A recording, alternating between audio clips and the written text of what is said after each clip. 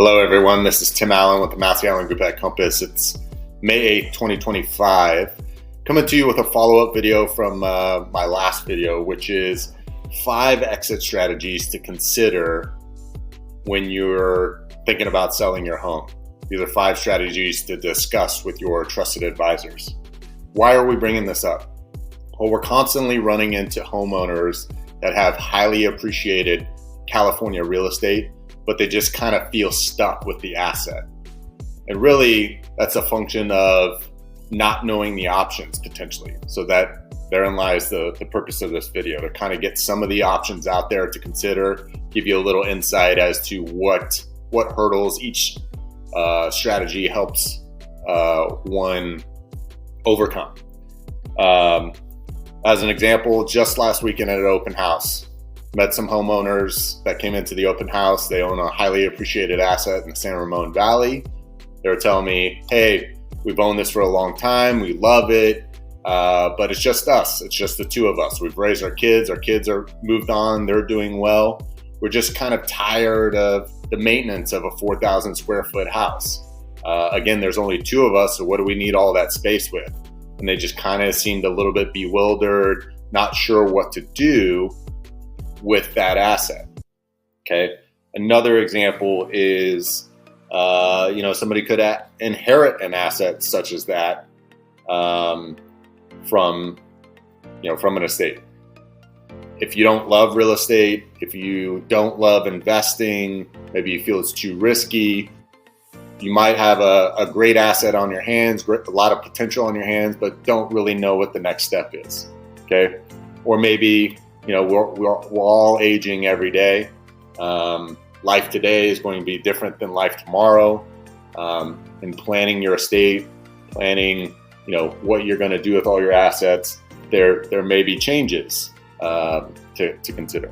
So overall, can one of these strategies help someone overcome some of these hurdles out there and help that person build wealth through real estate? That's really what we're trying to achieve here. And in our experience, most people know one strategy for sure. A few more know 2. It's rare that people know all 5 strategies. Okay. First thing before we get into the strategies, really need to know how the property is being used. Is it your primary residence? Is it an investment property? Or is it a second home or a vacation home? Okay, that'll dictate, if all of these strategies apply to you, or if only some. And there's kind of some long-term planning that you can do involving repurposing the property to create a long-term plan that will eventually help you overcome, having an asset that's basically dead money or paper money, meaning, you have all this equity on paper, but you really aren't earning a return, or it's not doing anything actively for you in your life. Okay, so let's get into this strategies. Strategy number 1 is you sell and you pay whatever tax liability you have left over. Okay, everybody knows that one. The challenge becomes is, depending on what's going on in your life circumstances, you may not want to pay the tax liability. So then you start asking yourself, are there alternatives to either save or be more efficient with taxes? And the answer is yes. And that really takes us to strategy number 2, which is very popular, is, we hold the asset until our life on earth ends, we pass away, and we pass the asset to our heirs. Okay, there's tax advantages to that.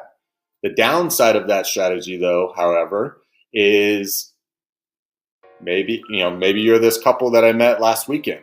They're active, they're healthy, or seemingly healthy. They've got many more years left on their life, but they've got this asset that doesn't fit their needs, their circumstances right now, and therefore doesn't really fit their goals. So are there alternatives that this couple in particular can consider to get that dead money, so to speak, working for them? And the answer is yes. Okay. Let's go into some of the other strategies.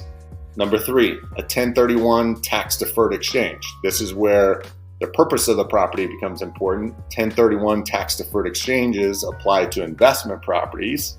Okay. But who would want to use a 1031 exchange? Somebody like myself who loves real estate as an investment vehicle, okay? Basically what you're doing is you're taking that equity, you're rolling it over into a new investment with new goals, building wealth, hopefully creating cash flow, and building that nest egg for your family to pass on, okay? Maybe you don't love real estate, maybe you don't love the active management of real estate. Well, that comes into strategy number 4.